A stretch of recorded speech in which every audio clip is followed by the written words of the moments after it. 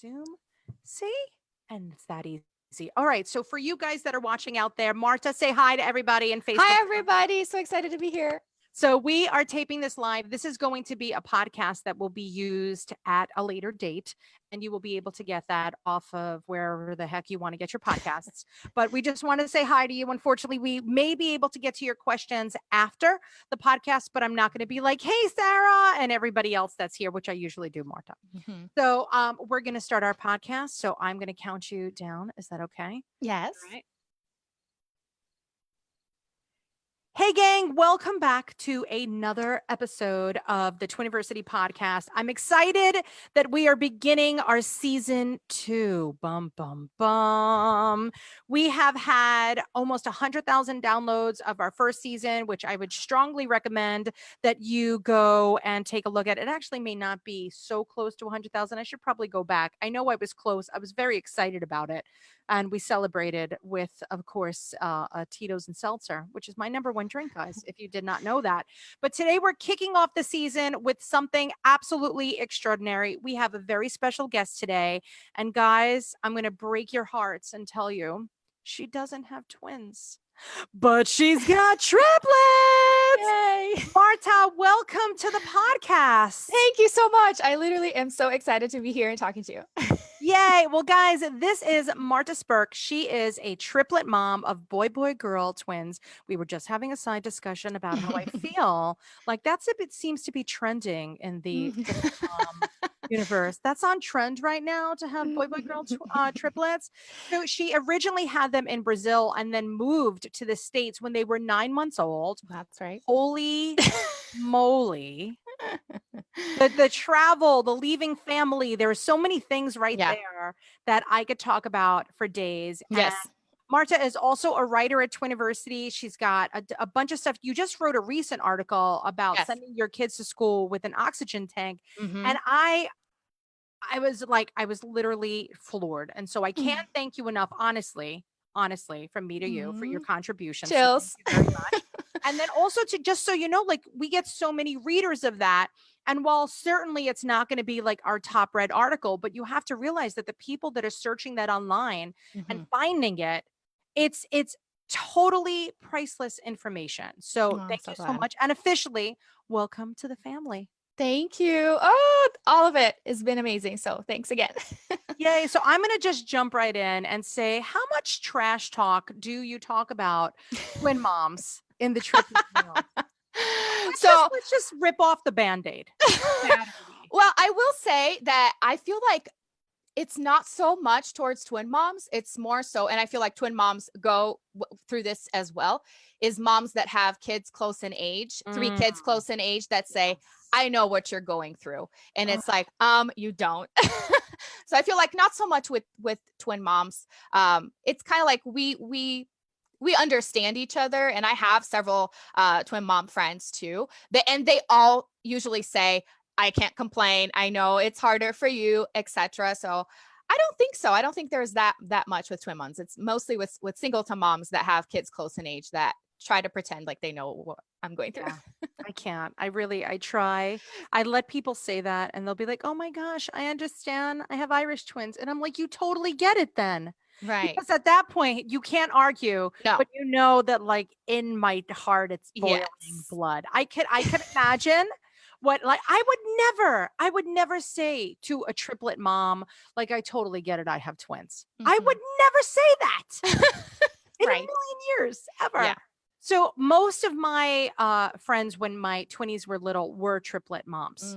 Oh, wow. I decided that I would shelter myself with the multiple birth community at large here in New York City.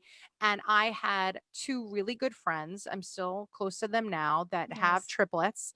And it's so interesting because they would really provide some totally invaluable, insight into my universe, because so like my singleton friends totally didn't get it. Right. And while you may have had 2 kids, it doesn't help. The triplet moms, there was a piece of me that was like, oh, at least I'm not her, which I feel that singletons say when they meet us. Yes, exactly. So they're like, oh, thank God. There's some comfort there. So being a triplet mom, I got to know how this came to be. Were they like mysterious triplets, spontaneous triplets? Were they left on your doorstep? Were they found in the wilds of Brazil and you just decided to take them in? What was their story, Marta? I love that. All right. So not 100% spontaneous because we did go through a fertility treatment, but still a total surprise. So what I went through was actually a hormonal stimulation, and it wasn't Clomid because I know that's super popular. That's what we use here in the United States. But since I did the treatment in Brazil, it was actually injections, so shots that I had to apply on my belly, and it was called Bravel. So it's a different medication, but I believe it's a similar concept. But it was literally my first cycle. So I did that in May, and in June, I got pregnant. And the 3 were there since the very beginning. First Oh, ultrasound. So, wow. yeah, Okay. nuts. So you see 3 and you Yes. say to yourself, self, what was your instinctual thought on that? So what's interesting is that I actually went to this appointment by myself Ooh. because I had been going every other day to check on the growth of the eggs, right? Okay. So my husband wasn't going to be able to go with me every time. So once I found out I was actually pregnant because I took pee test and the blood test, then it was only a matter of, is everything into place? At least in my head, I was like, it's all right, you don't have to go. So I was by myself, and doctor did it, and he was like, so there's 3 sacs. There was no heartbeats because I was 5 weeks pregnant, super early. And I was like, what does that mean? He's like, it doesn't mean that it's going to take, just come back in 2 weeks. Once their heart beats, then that's how we'll know. But I was terrified. I left the office crying and I called my husband, and he was like, oh my gosh, that's so exciting. Are you kidding? 3. And I was like, do you realize I'm like 5'1.5"? I don't know. Am I going to survive? Oh.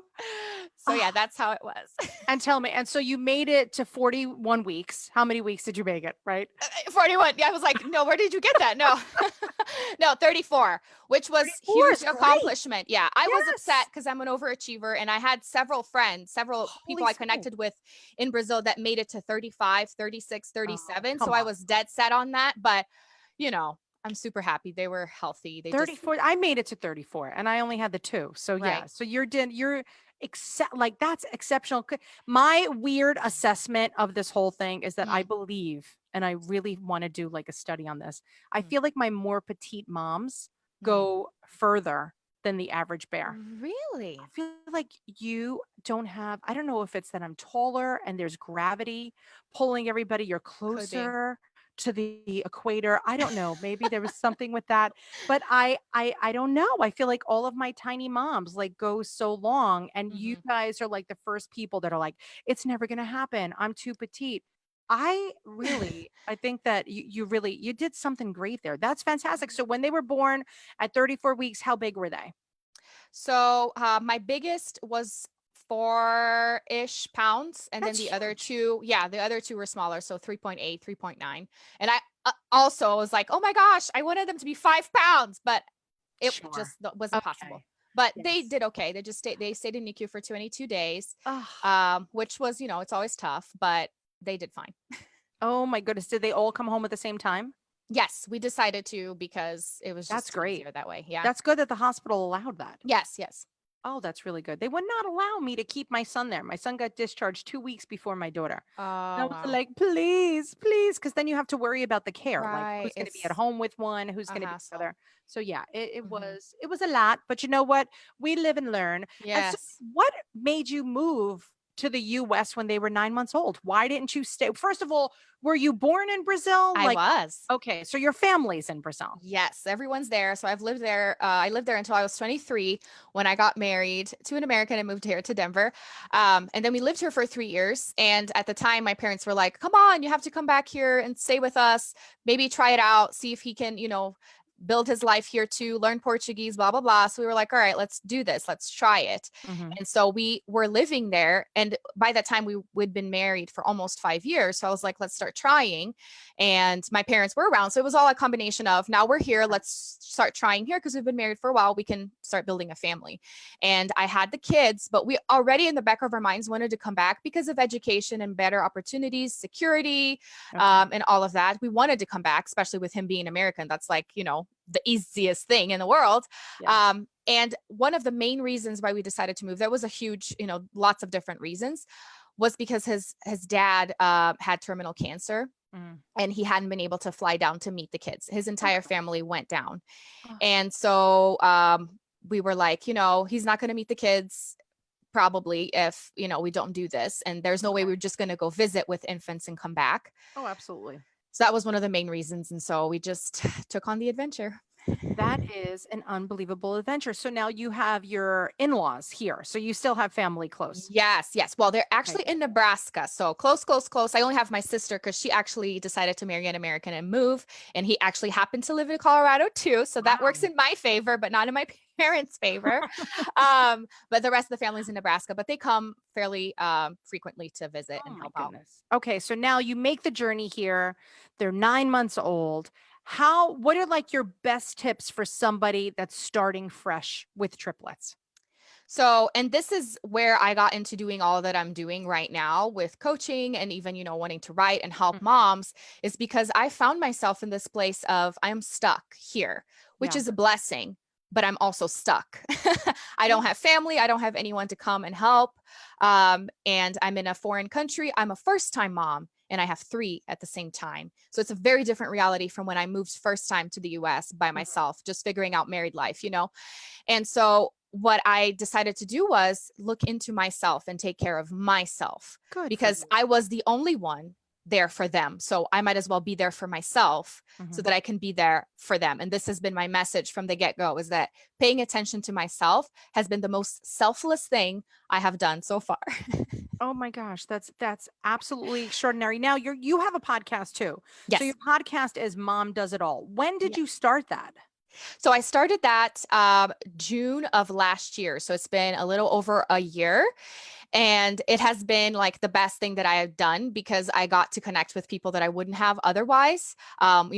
Different moms from all over the United States, Canada. I interviewed some people from overseas too. And it was with the idea of, you can do more things. You don't have to just be the mom, because that's what I had found myself in. Like, I had always been so active in so many things, and I'm just a very bubbly person. And so finding myself in the reality of, I am a stay-at-home mom to triplets, there's probably nothing else that I will get to do for years, killed me. It was like, no, there is no way. So what can I do? Well, let's encourage other moms too that are in the same situation, feeling these feelings and feeling guilty for feeling these feelings, and just kind of put them at ease to say, if you want something else outside of motherhood, you can do it. There's nothing keeping you from doing it. Oh my gosh, I love you. That's the best. So now what about that mom who's like, hey, listen, you are clearly high on something. It's the air. It's the air in Colorado. That's what it is. That's what it is. It's impossible for us to, for me to take care of myself. When you're speaking to a mom that's so resistant to really thinking that this is a possibility for them, what are some of the strategies that you give them? Okay. And you say, okay, well, here's how you find the time. So did you have paid help? Did you have a regular schedule? Were they fed on a schedule? Like, what are some of those like basics that you would give to a mom? Yes. So the schedule is a big thing. When you were first formulating your question, I already had the answer. The first thing that came to mind was habits, which falls into the category of a schedule for your multiples, right? But really is the idea of, when people look at us having multiples, they say, how in the world do you do it? And you're like, it's all I know. There's no other option. Well, if you take that same concept to something else that you want to do with your life, it's the same thing. When a singleton mom looks at you and they say, I only have 24 hours in the day, how would I have multiples? And you say, I only have 24 hours in the day and I have multiples. I make it happen. So it's the same thing with anything that you want in life. If you want it bad enough, well, with twins, you were just given that and you just had to deal with it. But with something else, you just have to make time for it and really make it consistent and make it a habit, because you don't just feed your kid one day and the next day you're like, nah, not feeling it. You just have to do it. So if you treat other stuff that you really want the same way, then you're going to make it happen. There's just no other way around it. It's just going to happen. So yeah, the schedules are big, definitely, because then you can squeeze in time for you. So really treat it. And what's interesting is that I have taken so much from my triplets experience to build my coaching business and vice versa, because you have to be so organized and be intentional with what you're doing. So that's how you fit in stuff, because if there's a schedule, then you can pencil in a time for your self-care. If you know your kids wake up at 7, then you can wake up at 6 to squeeze in some time for yourself, or the naps. And again, make sure that your kids do nap, or that they have a structured sleep, and not because you're being mean, but because they need it and because you need it. And so just all of that. No, it's so important, and people don't realize it until it's too late. So we have so many moms, and we talk about this in our classes, is like, this has got to be a priority from day one, because if you get burnt out, it's so hard to recover from a burnout than it is to just stay consistent with the plan.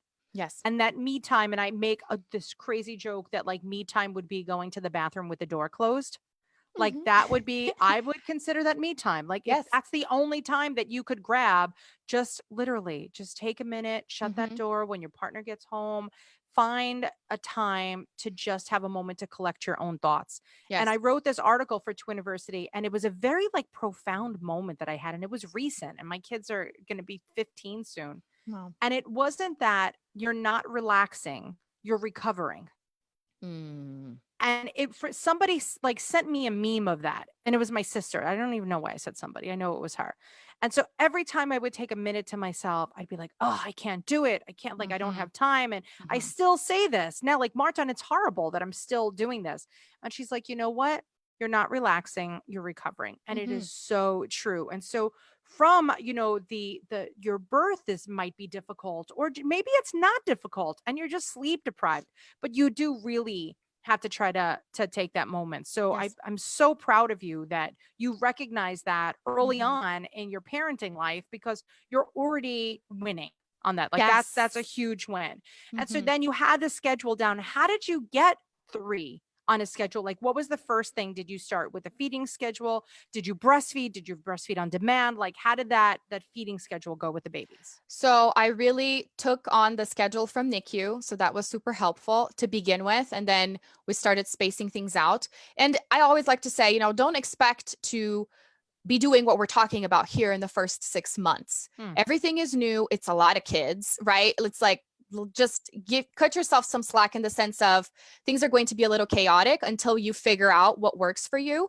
And I like to say that for me, that was 6 months. And I hear from lots of moms that the first 6 months is just like, just forget it, But yeah, so, and one other thing that I did after they were 6 months, when they were around 7 months, was that I hired a sleep consultant, because they weren't sleeping through the night. Sometimes one of them would, the other wouldn't. And I didn't know, how to react, if there was something that I was doing wrong, or if it was just the reality. And now looking back, that's something that I talk about all the time, is that was the very beginning of me understanding that setting these boundaries and teaching this to them comes from me. They're not going to teach me how to be a mom necessarily. I mean, I learned from them, but I have to teach them what the world is like. I'm the one, it comes from me, behavior, everything. And sleep is a behavior too. And then learning that, for their development, it was important. And that for me to recover, just like what you're saying, it is important, so that I would be less irritable when I was around them, and all of these things. Like, we don't realize that. And at the end of the day, we just think, you're being mean. They're only little for a little while, so just do whatever they want. They don't know what they want. They're here, whoa, who am I? So you kind of have to teach them all of these things. And sleep training, I advocate for it 100%, because it saved my life. People were impressed when I would be like, hold on just a second, I'm going to put them to sleep. I would put them down and they would be quiet and they would sleep for like an hour, 2 hours. And it's like, how is this possible?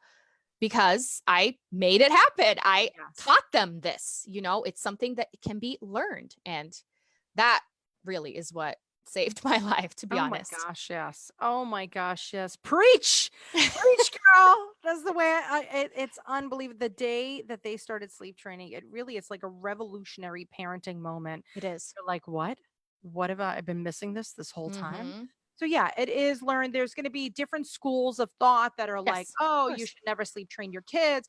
I don't know. I feel like parents of multiples in general, we tend to sleep coach, or if you don't want to use the word train, right. to teach our kids how to sleep because it is a learned skill, Yes. and they do grow when they sleep. Important. Mhm. Neurological developments occur only when they are sleeping. Yes. So if you need to say like what's the peace of mind that I'm going to have, that's your peace of mind, is that they need Yes. to grow, Exactly. and so they need to sleep. Just like you're not going to give your kids soda in a baby bottle. There's that they, I'm hoping that you're not giving your baby, and if you are, then we should have a side conversation.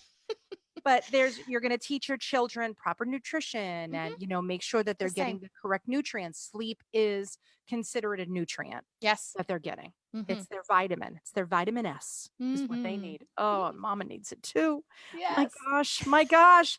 So now they're big. Well, they're not big, but when are they going to be 4? January 15th.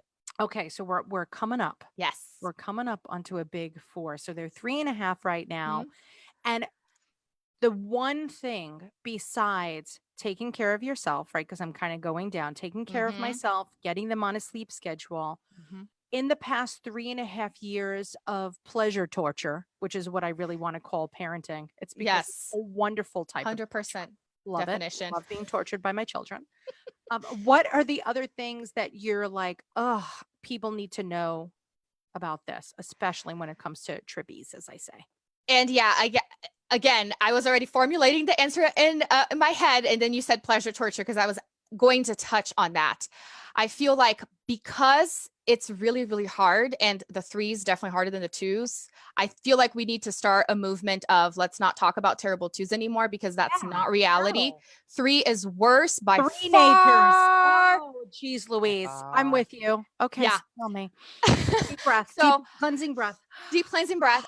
So I feel like what we need to pay closer attention in this time is how much they are teaching us in this time about ourselves, um, especially when we look back into our childhood and learning to put ourselves into their shoes, because they're not doing this intentionally, right? They're not doing this to kill us. When we, at times it's like, are you seriously doing this right now? And it's like, they don't know any better, Yes, right? I know. So, and this is an opportunity for us to learn from them, to learn forgiveness, right? To learn gratitude, to learn hope for the future, and just really gratitude for the moment right now, because that's all they know. That's why they're doing what they're doing, because they don't understand consequences, right? And we can really learn as adults now that we have all this experience. We can go back to think like a child and see the world in a more simple way, because we get complicated. That's all we know: bills, work, being tired, hating life, right? They don't really know that yet. They will learn these things eventually. But what if right now we start seeing a little bit more like them, so that when they're growing, we can impart that knowledge that we got from them Yeah. because we were kids once, and maybe they're not going to be as frustrated of an adults Ugh, once they grow up. So that's we been hope. my reflection right now with this crazy face. I love that so much. It's true. And you know what's I'm going to give you a little further peek into the future. That Okay. doesn't end. Okay. That is literally going to be your parenting philosophy for the next 20 years. Okay. Good to Because know. it's no matter what time of their life it is, you always have to see it through their eyes, because Mhm. if you don't, you're missing out. Right. So for the good and for the bad. Right. And this whole 3 thing, I hear you loud and clear. Like I was ready for the 2s as if like there was a hurricane coming. And I was like so ready for it. And then what happened is 2s came and 2s went. And then I was like, that wasn't so bad. Mhm. And then the 3s hit. Mhm. And when the 3s hit, I was like, holy bejeebies. I don't know if I could do this. And that is it just got weirdly worse. And then Okay. it got better. And then it got worse when they turned again. And then it got better. But it didn't get better because of the kids. It got better because of the way that I was thinking. Mhm. The kids don't really get better. They Right. get better because you teach them how to be better. Yes. So It's all a it's got reflection. to be, it's you. And I'm not saying that if you have kids that are misbehaved, it's all your fault. Clearly, that's Right. not even remotely what I'm saying. Mhm. But you have to parent kids based on the parenting stage that they're in, not on the parenting stage they were, Right. which is like a really cruel trick of nature. And honestly, Mother Nature, if you're listening, WTF. Because seriously, I learned how to parent twos. I learned how to Yes. parent threes. I learned how to parent fours. I learned how to parent nines, 10s, 11s, 12s. I'm up to 14s. Oh, Oh my gosh. And I it's interesting can't. that you're saying that because I'm thinking it's this awful. What am I going to do with teenagers? Like, what in the world? And But you're saying the same thing. yeah, Like it's literally the same the same. concept that you're talking about. Okay. Okay. Good to know. So And here, do you want to give you misery loves company? I always say to keep things in perspective, I would rather deal with a sleepless night than a broken heart. yes. And that's Aw. what's going to happen for teenagers. And that's what, Yes. then you're going to have much more sibling rivalry. And then you're going to Yes. have maybe one that's an overachiever that, and the other two feel bad about Mhm. themselves. Like there's always Mhm. going to be this weird shift That's of true. these parenting dynamics. And you just gotta be like Tom Cruise in Mission Impossible. You just gotta like bend. I'm bending over the wires. Yes. I don't know why. That's what I was thinking. I'm dropping from the ceiling, Oh, but I'm that's a not beautiful touching the analogy. floor. Mhm. I'm not touching the floor because I don't know what's going to happen if I touch the floor. But that's what it's like with parenting It teenagers is. because I never know what mood they're going to be in. Right. It Oh literally gosh. changes minute by minute. God bless me is what I have to say. Like Yes. hallelujah, praise the Lord. 100%. But it's all a big game of adaptation and it's Yes. going to happen and you're doing great. You're doing exactly what you're supposed to be doing for this time, but you're going to like there's going to be a new trick that you're going to learn that's Right. right around the corner for the Oh next my time. gosh. So I love this. I love teaching them. Oh, I'm so excited for you. And when I get like from this seat, it's such a selfish seat I sit in because I get to relive those experiences Mhm. through you and Mhm. through our audience and through Yes. my students. I'm so selfish, totally, because I want to see it and I'll be like, oh, I remember that. And what happens is just like me looking at your situation, Mhm. you're going to look back on younger people and you're going to say to yourself, I did that. I got this too. Mhm. We got it. This is our Yeah. church, Yeah. Marta. This is Yes, it literally, is. You're gonna don't make you? it through, mom. You are going to make it through, whether you like it or not. Yes. There may be a few more gray hairs, a little bit more Yes, wrinkle in your definitely. skin, but I promise you will make it through. I love this. You have so many little bits of wisdom. And so is this what you talk about on your podcast or do you have like specific episodes and you're like today we're talking about this mom and this mom's issue or is it an overarching parental promotion like we got this guys like what's the overarching theme of your podcast? So I alternate interviews and solo episodes. So with the interviews, it's really wherever it goes and talking about moms and their businesses and how they're, juggling motherhood and their personal life. And then for my solo episodes, it's really what I am going through at that Mm-hmm. season or what I'm learning or what I'm teaching in my clients. So it really depends. I really like off the cuff stuff. Like that's my personality. I love improvising and just saying what's on my mind. And that's why I've loved the podcast so much. It's because it's helped me process what's going on with me. And then Mm-hmm. to have people resonate and say, I 100% get what you're saying. I was listening to this episode crying behind my sunglasses, driving the kids to school. And it's like, yes, this is exactly what I want to put out there is say the things that women don't talk about or that they Yeah. wouldn't know how to put in words. I'm just, talking about those things there and saying how I'm dealing with them, not to say that that's the best way, but to say, you can look inside yourself and figure out what's the best way for you. Because so Mm-hmm. often we look at people to copy what they're doing or to measure if what we're doing is right or wrong. Yeah. When in reality, we should, of course, you have to take inspiration. That's why Yes. we're here, right? We learn from each other. But ultimately, you're the only mom for your kids. So you have to know what that looks like for you, how it feels. But you're only going to know if you actually take the time to look inside. And I Yeah. don't feel like we do that enough. Oh, we definitely don't. Mhm. I mean, that's not a question. That's a guarantee. Yes. There is no way in a snowball's chance at hell that anybody is doing that. But we really are. We're doing it. It's amazing. Mhm. And I'm so thankful for my triplet families. I have to to be very, very honest with you.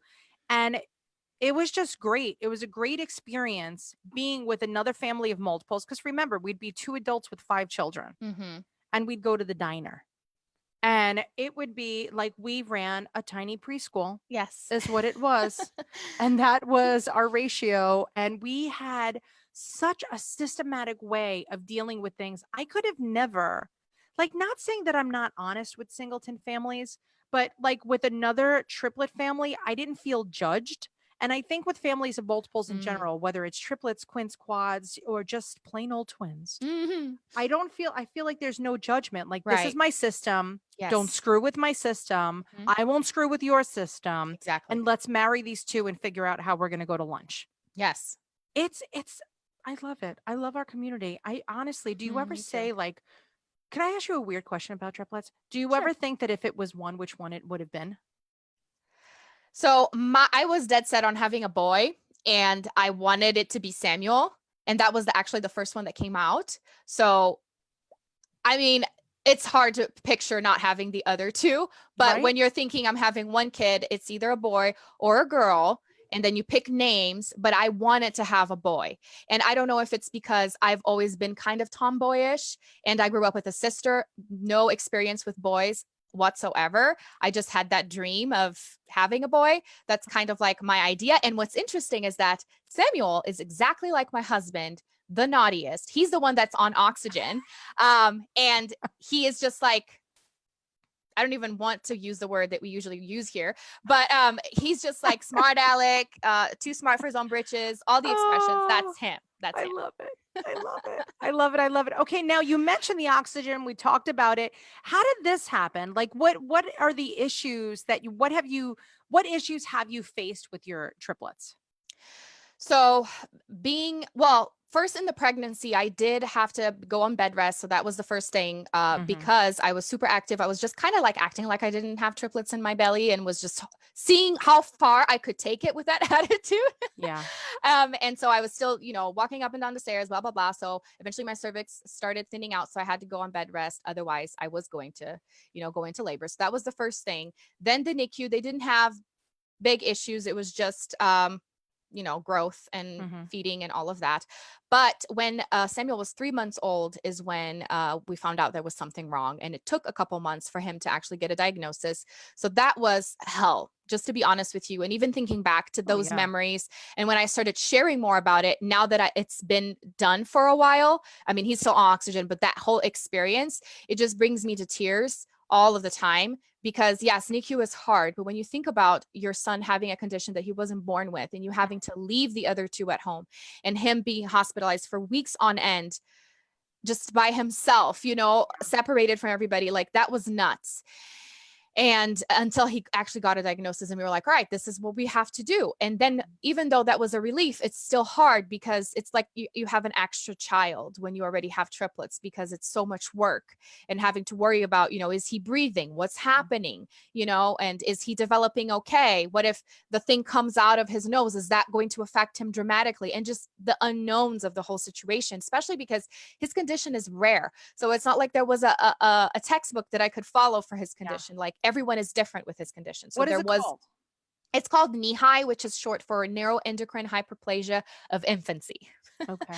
So basically, the cells, some areas of his lungs are not fully developed. Okay. And according to the doctors and specialists and researchers, it has nothing to do with prematurity, nothing to do with being a multiple.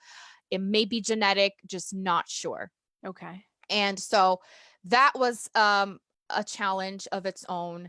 Breastfeeding was challenging too because I was dead set on breastfeeding for as long as possible. And I feel like this whole situation of him getting sick was hard too, because then the others eventually got it was wintertime in Brazil at the time. So Okay. they all got sick, which they didn't really want to breastfeed as much because we were doing half and half with formula and a bottle. So maybe Okay. that contributed to Sure. that. And it came to a point where I was forcing it and they clearly did not want it. And I just decided, I've been doing this for 6 months. I'm just going to That's give up, great. which was hard. But looking back, it's like we put so much pressure on ourselves and we could go on Yes. and on and on about this. Yes. But it's like, that's the moment you're living. Honor that Totally. moment, forgive yourself, be grateful for what you've done, move on. Oh my gosh. That's And extraordinary. That's and beyond that's extraordinary. and that's how I've been looking at motherhood in general, the whole forgiveness and gratitude has been huge because we always wish we were doing something better. We always wish we had done something better. First thing that comes to mind when we look at our baby pictures, it's like, I wish I would have enjoyed that time more. And it's like, hey, look, you can't go back in time. You did what you could at that moment with all of the other things that were going on in your life, because it wasn't just the kids, right? It was the marriage, it was the friends, it was the family, it was your job. God only knows what else. So you did what you could. Forgive yourself, be grateful, move on. So Oh my God, I love it. Listen to me. The good news is that although we do have to end this podcast because people need to leave their car or take their earbuds out yes. to go back to their regular lives, but this conversation doesn't end here, which is Mm-mm. really nice because we get to join you on your podcast. And then you could also find Marta on Instagram at just Marta Spurt. We're going to put all the links in, so don't worry about it. They'll be with the show notes. Don't get nervous. And then of course she's a writer of ours. So you could just find her on Yes. the Twiniversity website, which is good. But honestly, I can't thank you enough for just sharing your little bit of insight. We love to have triplet moms. I wish you would have made fun of us a little bit more. I feel like Aw. sometimes we need to be put in our place as twin moms. That we look to you. There should be statues of Oh triplet my moms gosh. everywhere. But thank you so much for joining us today. Thank I you. can't thank you enough, and for all your little bits and tidbits of wisdom. So, guys, this is where we end today. But like I said, it really doesn't end here because it's good because you could literally stop listening to me and then just go find Mom Does It All's podcast.